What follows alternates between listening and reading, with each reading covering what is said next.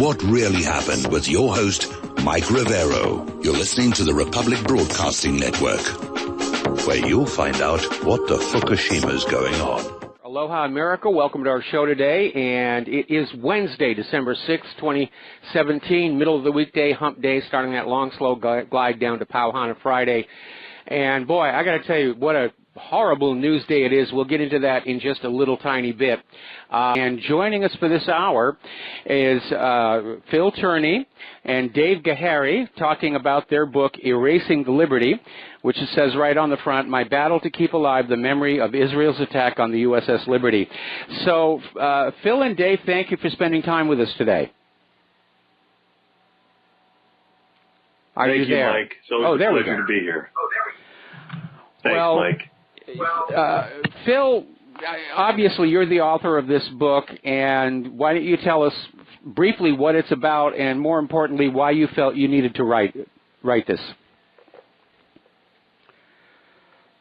How long it took to write it? No, why you wanted to write it. Well, I wanted to write it to get the truth out, Mike.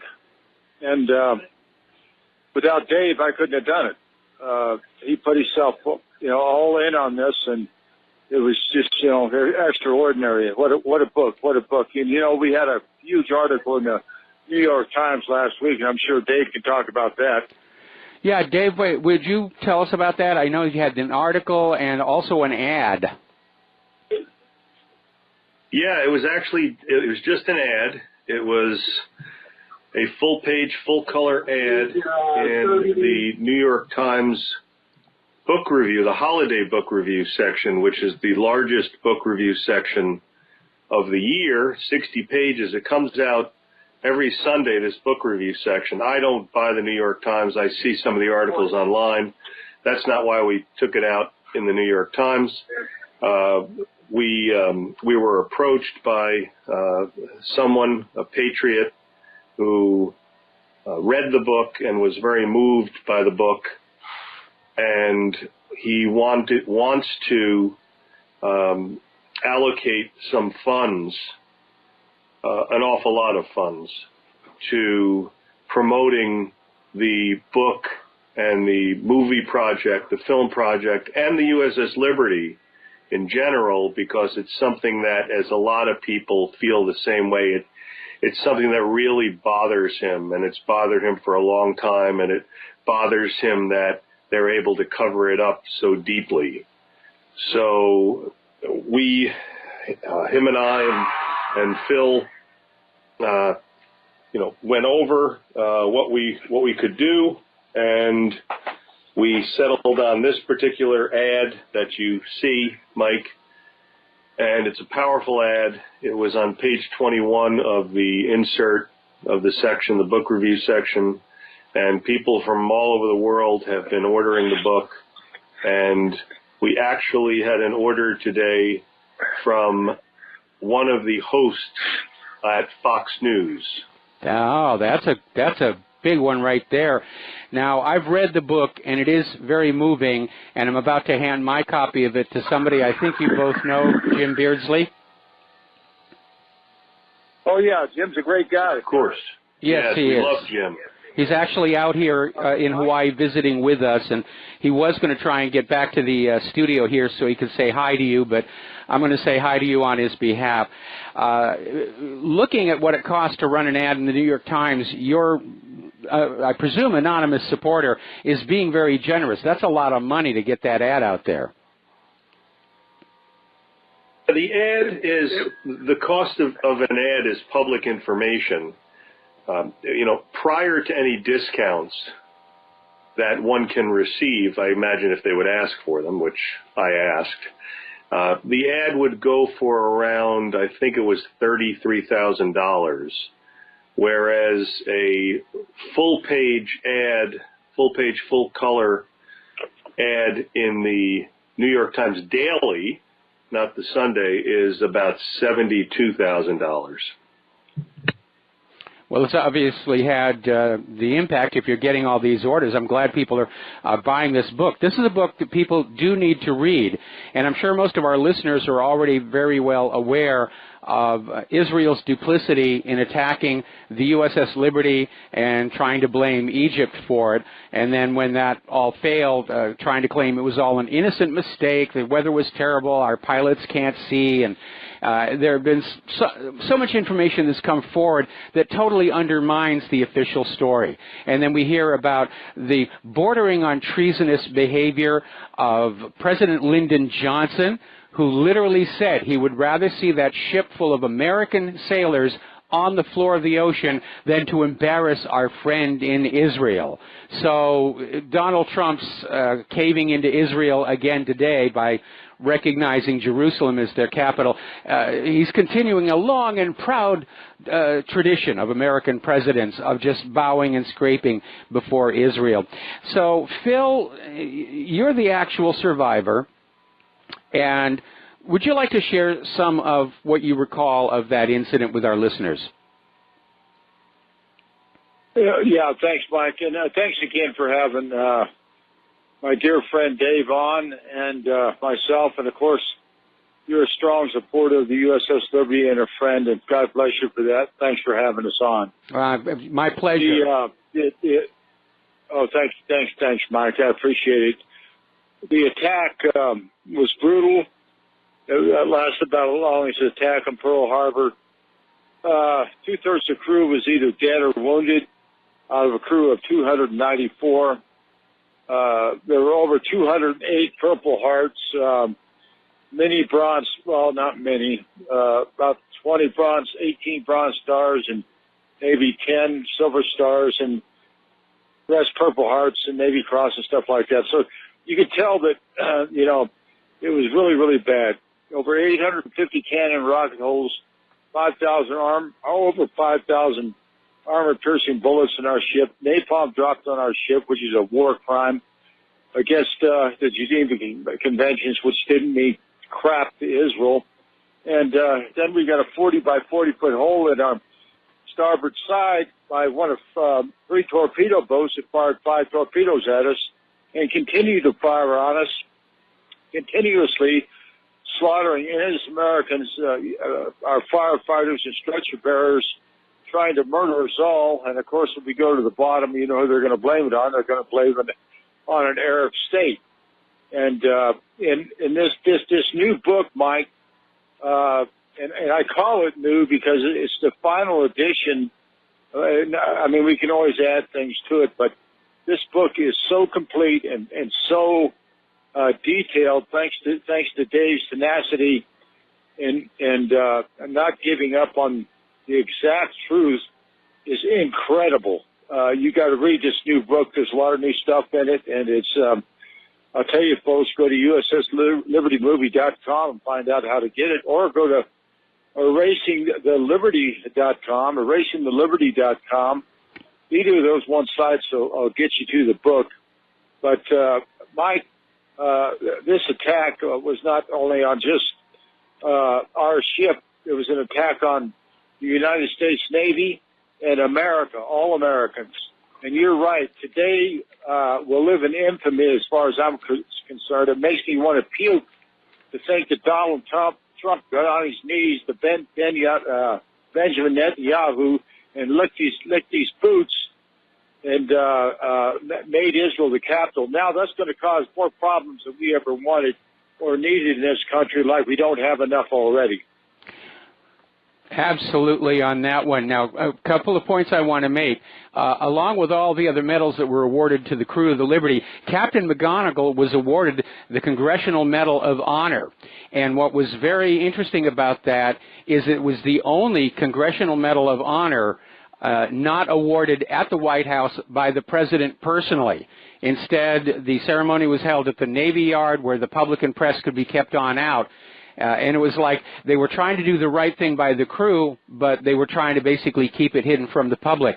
And you have to look at the way our history of naval events seems to be kind of skewed, because remember the USS Monitor from the Civil War. That was lost during a storm due to non-seaworthy design, but it's honored and remembered. The USS Maine was destroyed by a magazine fire, honored and remembered.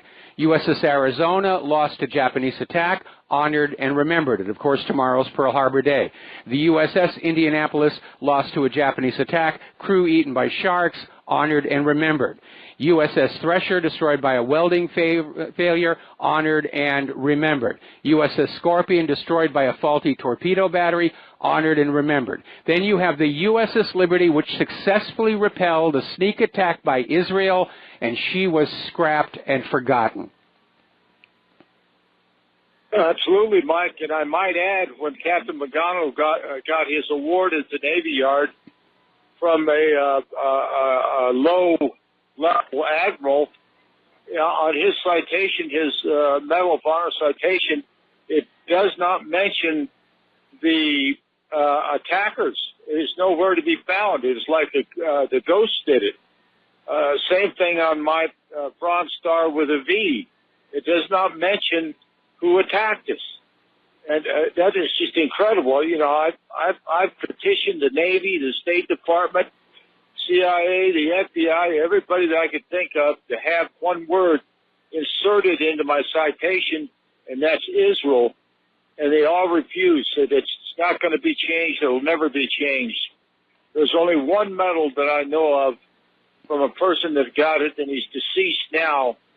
He got it about 40 years after the attack, the Silver Star, and it does mention Israel. That's the only citation that I know of that mentions the Zionist state of Israel during the murderous, callous massacre aboard USS Liberty. Massacre is a very kind word for what they did to Americans, the Navy, and sailors aboard that ship on the high seas, Mike. Well, I remember there was an incident where Captain McGonigal actually tried to give the order to abandon ship, but when they put the lifeboats into the water, the Israelis machine gunned him. That's absolutely true. We had enough life rafts for 294 souls. There were only 3 life rafts left. In fact, I took one of them over myself. It floated on the starboard side, on the port side to the aft of the ship. I don't know if it was sunk or one of them taken aboard their torpedo boats, but they did take one aboard their torpedo boat as a trophy of their murderous, callous kill of Americans, as a trophy for the massacre aboard the USS Liberty, which is inconceivable, destructible, and I just even hate to think about these people honoring these murderers that killed my shipmates and tried to murder me. And I'll never forget or forgive them. The truth will come out, and thank God for erasing the Liberty, because this book is going to make a lot of waves, and it's doing it already. Even with the early limited edition, it's been a huge success. And with this new ad we got, and thanks to our donor, new things are going to happen, along with, as Dave said, this person from another network, I think he said Fox, wants the book. So, yeah, we're making a lot of waves, thank God. Well you should, because it was treacherous of Israel. And, of course, when enemy forces are abandoning a naval ship, it's against the law of the sea, various treaties, to machine gun the life rafts that they're trying to get away in. And for Israel to have actually done that tells us that Israel intended to not have any survivors, to contradict the story by which they were going to try and frame Egypt for this whole mess. Absolutely, and we had no clue, Mike, who was attacking us, because they used unmarked jet aircraft, which is another war crime. We didn't know who was attacking us. We thought it was an Arab state. We didn't know who was attacking us until the torpedo boats got close enough. We could see the Star of David, and our thoughts were, oh, thank goodness our great friends, the Israelis, are here to help us, because, you know, they reconned the ship over and over and over that morning, and told everybody, yeah, it's a U.S. ship, USS Liberty. They looked it up, James Fighting Book, identified it as a intelligence gathering ship. They had us on their war table, and when they changed the watch, they said they forgot we were there and took us off their war table. So this was a pre-planned attack to murder us all and blame it on an Arab state, and they almost got by with it. They just almost got by with it. We're sending commandos right after the torpedo boats left in helicopters to finish us off. But for some reason, they left because I think the gig was up. They knew that Israel did it, and it was too late for them then. It was just too late.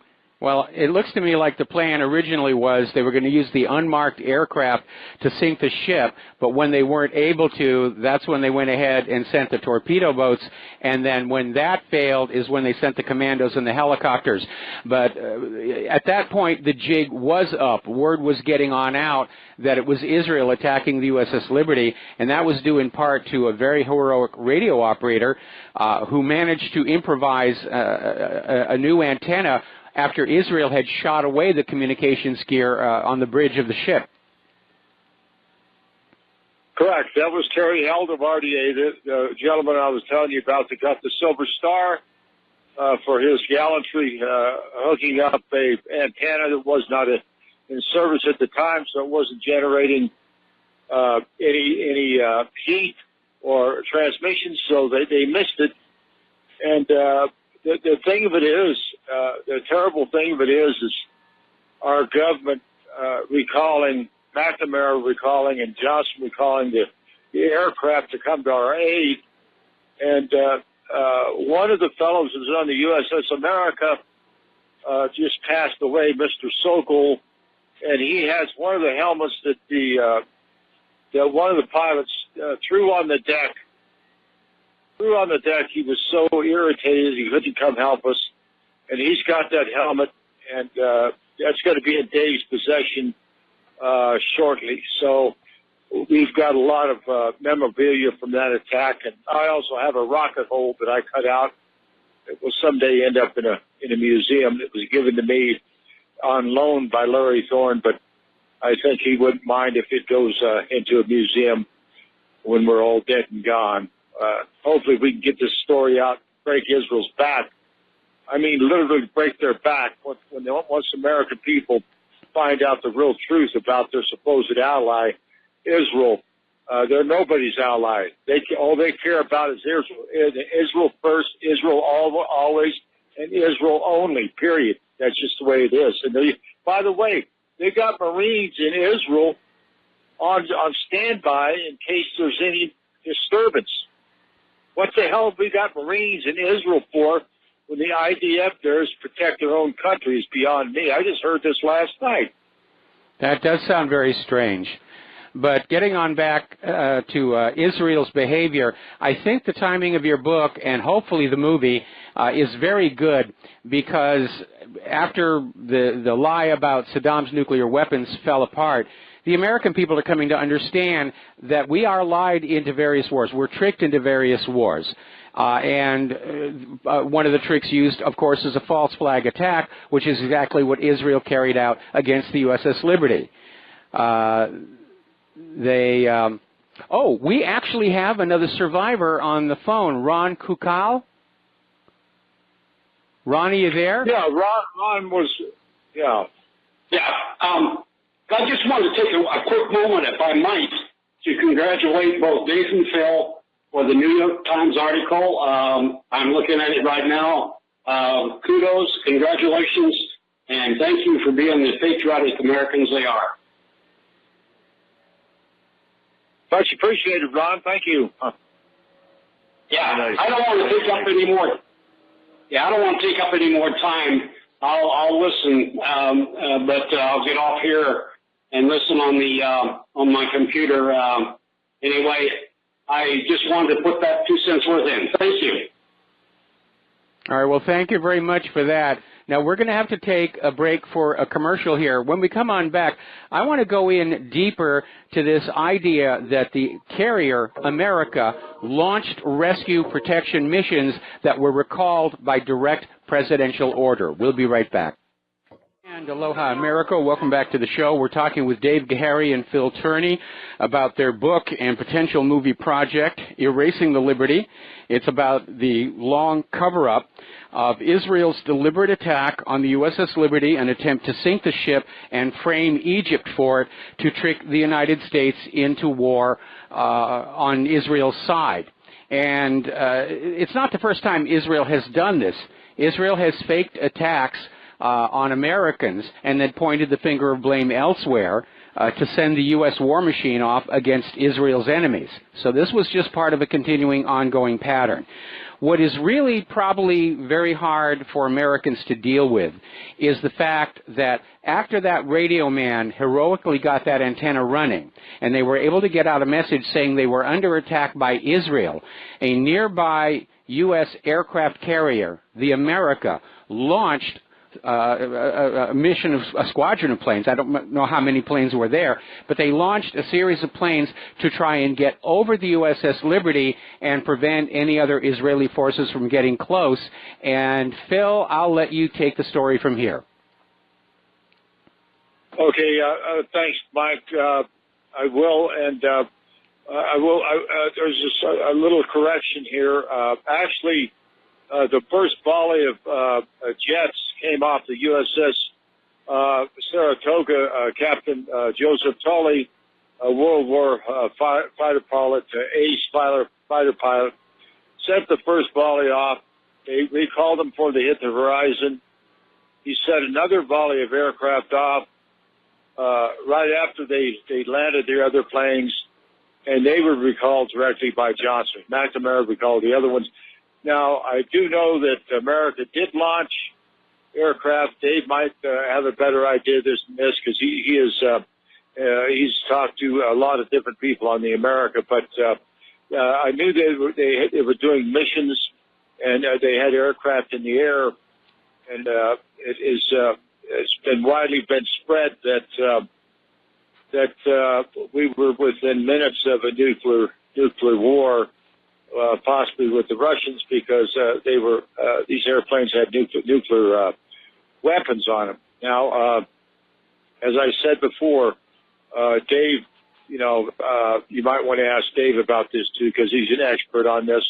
Even though I was there, Dave's done so much research, and I'll hand it off to Dave. But first, I want to say to Ron Kugel that Ron Kugel was in charge of in charge of body recovery and identification. He was a senior enlisted man tasked with that grim task when we got involved. Dave, do you want to go ahead? Dave, yeah, sure, Phil. Yep. Yes, I'm here. Can you hear me? I hear you. Yes. Well, the story, you would think after 50 years that all the facts of the massacre aboard the Liberty would be out there, but they're not, believe it or not. And when Phil was talking about the edition that's coming out now, of course, Mike, you have the limited edition print run, and yes. That was without an ISBN number. Now we have a book that's available that has an ISBN and it has upgraded information in there, because once this book came out, the first edition or the limited edition print run, once that came out, people came forward who were on the Liberty or who were in the military and had other information. So we added that in there. And one of the fellows who came forward was on the USS Saratoga that Phil had just mentioned.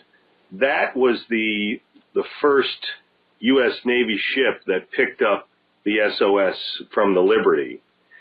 And the way that it was picked up is fascinating. So it's not just like the Liberty got the message off and then Saratoga picked it up and they could hear exactly what the Liberty was saying. No. The fact is, and folks can read this if they go to really the best website address, and Phil mentioned both of them to go to, is erasingtheliberty.com, because there you can get the book. If you want to know about the movie, there's a tab on that website that says the movie, and of course you can make donations to the movie, which a lot of folks who have been brought over to the website by the ad in the New York Times. They're doing both. They're actually buying the book on erasingtheliberty.com and then clicking the tab up top of the movie and making a donation to the movie, because I think they realized how significant this story being told to a large audience would be. But what happened was that because the Israelis were jamming all of the frequencies of the Liberty, including the distress frequencies, which again is an act of war, and it's a war crime. And it proves that Israel knew they were dealing with an American ship. That's right. That's right. Exactly. So, I mean, the evidence is there's just too much evidence to even waste time on them saying that it was an accident, it was a case of mistaken identity. We're way beyond that. But yes, we are. Not us. Dave, but I just, unfortunately, our commercial breaks are spaced kind of irregularly. Sure. We're going to take another commercial break, and then we're going to have a big chunk of time for you to tell us this story. And I think everybody's probably looking forward to this. I'm already getting email from people coming on in who are responding to this. We'll be right back. Aloha America, welcome back to the show. We're talking with Dave Gahary and Phil Cherney about their book and possible movie, Erasing the Liberty. So, Dave, we've got a big chunk of time ahead of us right now, and I want to go into the story about how the radio man on the Liberty reattached the antenna. They got a signal out. They were being jammed on the U.S. Navy military frequencies by Israel, which proves they knew it was a U.S. ship. How did the signal get out there, and how did U.S. naval forces in the immediate region respond? Okay, great. Now, first of all, let me just say, Mike, and it's not in the limited edition print run, but it's in the upgraded book. There is some disagreement among crew members about whether or not this fella, Terry Halbardier, who was I think an ET, an electronics technician, that whether or not this actually happened the way that some of them have claimed that it happened. And the reason is because there were no witnesses to this, not one. And the information came out over 40 years after the massacre. So I want to say that, number one. Okay. Number two is that the radio man who was sending out a distress signal, I think his name was Hellman. I'm pretty sure it was, and he was saying actually the same thing over and over again. That any station, this net, and Phil has said this so many times, I'll say it here since I'm talking, this is Rockstar. We are under attack. Any station, this net, this is Rockstar. We are under attack. And, of course, Rockstar was the call sign for the Liberty. Well, what happened was because Israel, as you said, Mike, already knew who they were attacking because they had the frequencies for the Liberty, and they were jamming them on purpose to sink it. Since they knew that, there was the way that an SOS would be sent out normally wasn't in that fashion. It would be done by teletype machine. So they couldn't do that because they were knocked out. So they were using a very rudimentary circuit, the voice circuit, which nobody really uses. Or nobody really used at that time, and of course they don't do it nowadays. And this young 20-year-old sailor aboard the USS America, or the USS Saratoga, I'm sorry, and he was on board there. He got stationed to the they called it the Sarah. He got stationed to the Sarah in October of '66. This, of course, was June 8th, 1967. He was just a 20-year-old E3. Really just, as he called himself, a lowly seaman. He was on his watch, and he was monitoring this voice circuit, which they only listened to like once an hour because there was nothing on there. There was never anything on there. Well, what happened was, and this is such a fascinating story, because if it wasn't for this one lowly, which he called himself, which he's certainly not, he's a hero, one lowly sailor who actually, before he came into the Navy, was a radio nut. Yes. His house was filled with antennae. and he loved shortwave radio. So he had his ears trained to listen, and what he heard was static. And that would be static to everybody else, but he sensed a pattern in there. And he asked his superior, one of the crypto guys, actually, he said, you know, could you come over? And he said, listen, what do you think of this? And the crypto guy said, it just sounds like static. And as John told me, he more or less kept on walking. And John said, I don't believe this. So he went over to the receiver, and he sort of fine-tuned it a little bit, and he actually heard it. He said it was garbled. It was garbled because they were off just a frequency, which he fine-tuned. That wasn't a problem, he said. But the problem that we had all along was that they were being jammed. There was a constant carrier, like somebody holding a microphone button down nearby. It distorted their voice a bit. And he said, but by the time I had tuned them in and actually found them, we could understand what they were saying without too much problem. Of course, they got John off of the gear there, and they sat down a more senior guy. But if it wasn't for John and his experience before coming into the Navy and being determined that he hears the static, but he thinks that it's something there, and by the good grace of God, that John happened to be on duty at that time to be listening to that voice circuit, we have the information because Sarah was the only ship that was picking up this signal, and probably because Sarah was the only one who still said, let's monitor this voice circuit. Nobody's going to be broadcasting anything, but let's monitor it anyway. So that's the story about how that SOS was received. So what did Saratoga do at that point? What happened was, after John was relieved by a senior radioman, and this is kind of another fascinating part to the story, was that it was time to contact the skipper. So they called up to Captain Tully, who Phil mentioned before, and told him that they had a distress call. Captain Tully insisted, and this is all new to literally everyone who knows anything about the Liberty, Captain Tully insisted that instead of sending up the message through the pneumatic tubes, you know, like when we go to the drive-in at the bank. Yes. He insisted that somebody hand-deliver them to him. So one of the guys took the message and carried it all the way up to the bridge to Captain Tully, which John still doesn't understand why that happened, because his shop was all the way forward of the ship, and it took 10 minutes to run that message to the bridge. And he'd never seen Captain Tully do that with any other messages. They always used the bunny tube.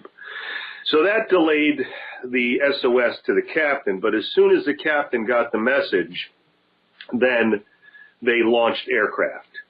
And Captain Tully, who was a great friend of Phil Turney and a great friend of the Liberty, actually put out a statement about launching the aircraft and how that happened, and it's in the book, and how they were recalled, and he never knew why they were recalled.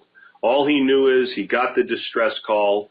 A U.S. Navy ship was in need of aid. He launched his planes, and they were recalled. The America also launched planes, and they were recalled. And as far as I can tell, Mike, Johnson, his words, I know that it's been embellished a lot over the decades, but his words appear to be that, just get the ships back, or get the planes back. He's not going to embarrass his ally. And he was told this, or this was told to the world by Commander Dave Lewis, who was in charge of the cryptological department on board the Liberty. That was told to Dave Lewis by Admiral Geiss, who experienced it because he was the one who launched the planes, and he was in charge of the Carrier Task Force Group at that time. And he launched the planes, and then he was there when McNamara first recalled them, and then Johnson recalled them. And so Admiral Geiss once Dave Lewis was brought aboard America from Liberty because he was one of the injured, he called him into his cabin and he said, listen, you're the senior officer on board here from the Liberty. I have to tell you what happened, but you have to swear on your life that you will never repeat it until I'm dead. And Dave Lewis did keep that secret with him for 20 years until he was told at a reunion by another great man, Admiral Moorer, that Admiral Geiss had died. And that's when Dave Lewis told his story about Johnson recalling the planes. He didn't mention Israel. He just said, get the planes back. I will not embarrass my ally. And when Admiral Geiss put up a little fight, he said, you're neither big enough nor man enough to challenge me. I'll have you behind a desk. Mm-hmm. So basically we had... What's that? I was going to say, basically what we had was an American president who was abandoning American military personnel to a watery grave, and then later on lied to the American people he's supposed to be working for, all to protect Israel. Mike, you're exactly right. And every president since Johnson to President Trump have been under the thumb of Israel.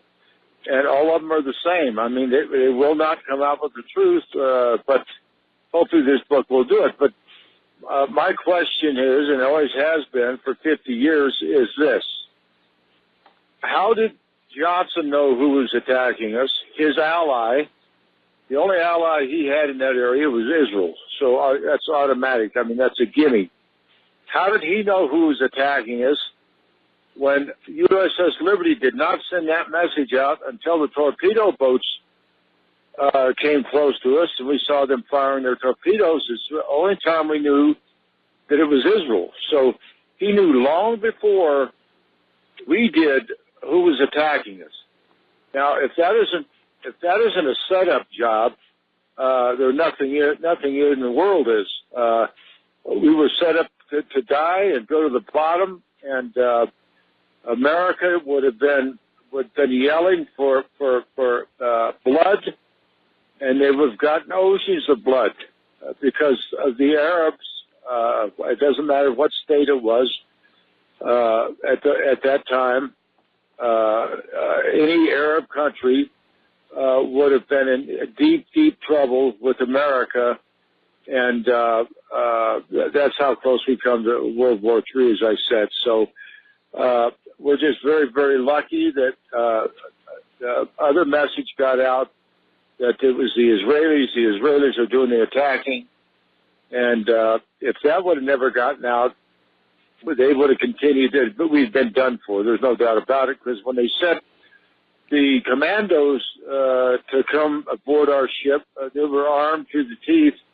I was 50 feet away from the helicopter, and it's in my book that I flipped them off, and they flipped me off. And the guy was smiling like I was his best friend, and the helicopter left. So yeah, duplicity from our government from day one, June 8, 1967 till now, continues in the Congress.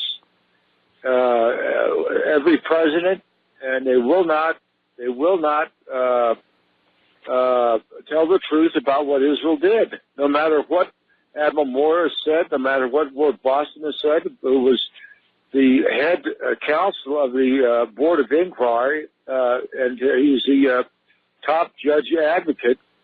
And I might also add, Mr. Starring, Admiral Starring, refused to sign off on the original Board of Inquiry because he says I hadn't had enough time to look at it. They took it away from him, and it was signed off within 6 to 7 days as mistaken identity, which was totally, totally false. What I said to Admiral Kidd and what the other crew members have told the Admiral and people that have talked, It was all hushed up. We were never called in front of an inquiry. As I was hushed up at the State Department by Mr. Susser that run that venue there at the State Department, would not let me speak when I was president of the LVA.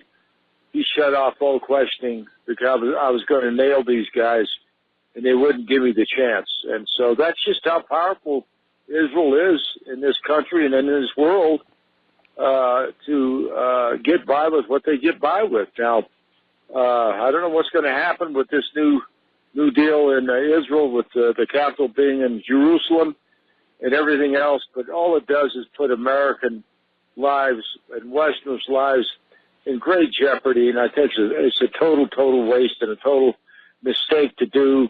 But Netanyahu, once again, got a standing ovation, not only from the Congress, but now from President Trump and his relationship with Kushner, his son-in-law. So setups, we're still being set up by the very government that promises to protect all Americans by following the Constitution of the United States, which they're not doing and never have.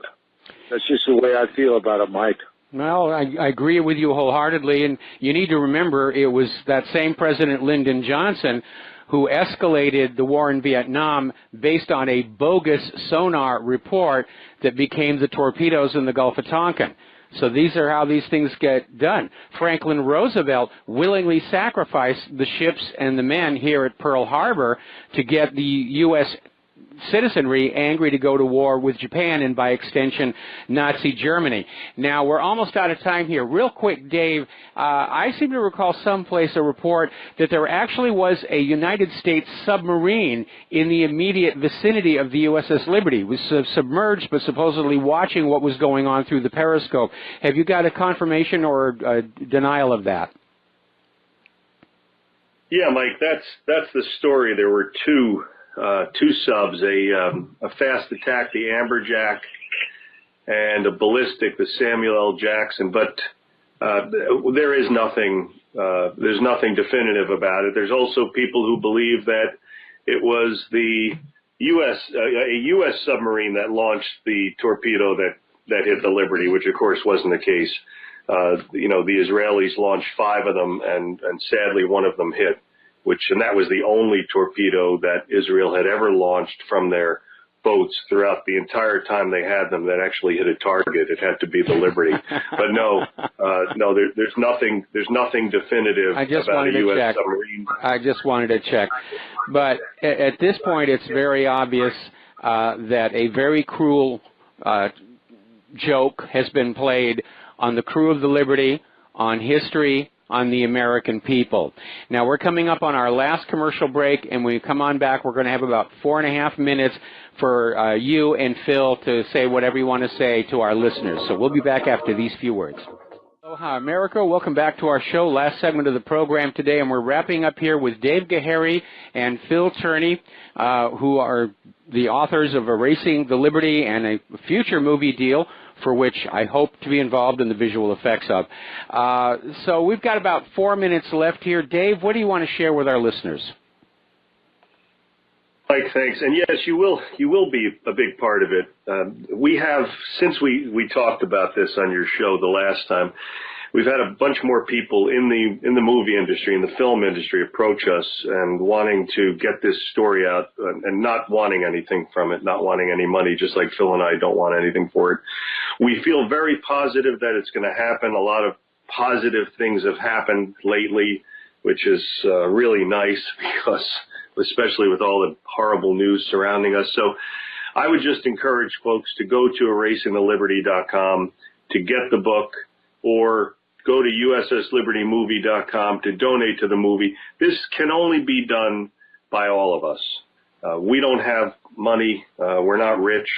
We need literally a little bit from everybody, and we'll get it done. And we'll get the story of the most decorated ship in the history of the United States Navy for a single engagement out there.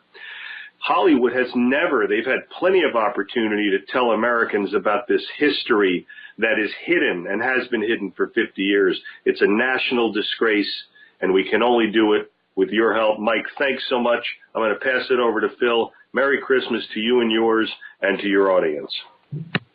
Okay, Phil? Yeah, thanks, Mike. And again, I want to thank you and RBN, John Stadtmiller. RBN has always been a strong supporter of the USS Liberty, and I really think that radio station, RBN, stays on the air forever. And I might add that at the very top of our new book, the new edition, is a quote from David Lewis, Commander David Lewis, who we talked about earlier, that almost lost his life in the torpedo explosion. And there's been, many books written about the USS Liberty. But in his view, now he was in charge of over 200 of the crew because he was a spy, he was a spook. And he says one of the finest books he's ever seen. And for him to say something like that, folks, tells you a lot about what he knows and what he's read. He's read about erasing the liberty. And one of the reasons we call it erasing the liberty is the reason that they are trying to erase us from history. But we're not going to let them do it. So, folks, as Dave said, go to erasingtheliberty.com, erasingtheliberty.com. Do your thing. Let's make this happen. And it's not just for us, folks. It's for America. We can change history, but we need your help. We can change history for the right, not for the wrong. God bless all of the men and women in uniform and the veterans and all of us. And they said, I wish everyone a Merry Christmas. And my very best, James Gursley, a good friend of mine, has been for years and years and years. He's giving my best regards, Mike. I certainly will. We're expecting him back here any moment. He's going to be sorry that he missed you. There's our music. It's time to end our show. Please stay tuned for John Stadtmiller. He's got a lot of interesting stuff to share with you. Please share what you learn here and at the website with everyone that you know. We know that the corporate media is trying to keep us all blindfolded. It's time for the people to work together to take the blindfold off. We'll be back tomorrow. Aloha, America.